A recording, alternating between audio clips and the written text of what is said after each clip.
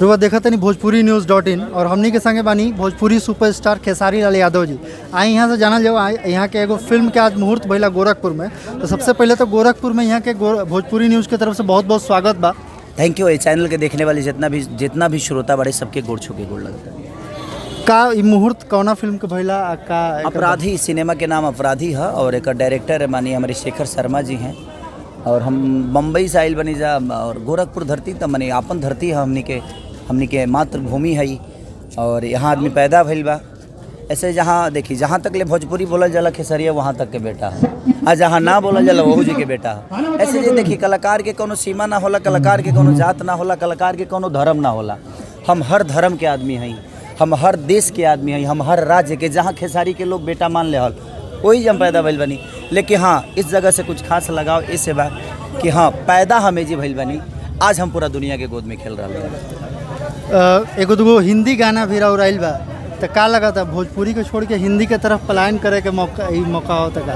अच्छा ही बताई जो हम कहियो मन करेला हमरा बर्गर पिज्जा खाए के तो ऐसा थोड़ी बजे हम दुकान खोल लेब, ऐसा बात नहीं खे। हमार आज भी दाल भात पसंदीदा है, हमारा लिट्टी चोखा पसंदीदा है।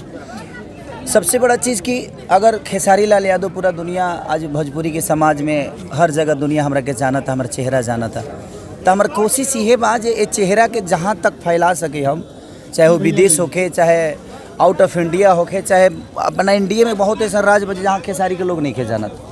तो आदमी एगो रास्ता बनावता ताकि आदमी के एगो रास्ता बन जावा ताकि लोग कहे कि भोजपुरी का आदमी है, भोजपुरी का बेटा है।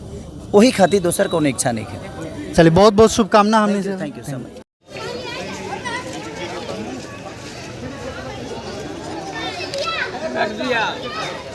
चले नसीब अली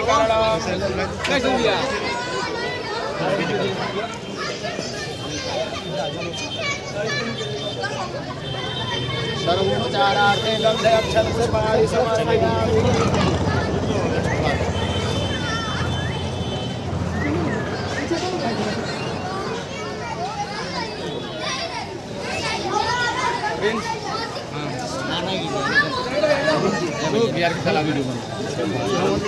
हम जोगे जोगे तव सरम बाजे बाजे हवा महे नहायति नमोर्तये नमो दुर्गेभ्यो जय दिविजय खामरे कवि कवः देभ्यो दशराजे दशदक्षिणा दशप्रदे चेतकोदे चेतकोर्वाः देभ्यो नमो अस्तु ते नो वन्तु ते नो मृडयन्तु ते जन्ति मोजसनो वेचितमे खाञ्जं मे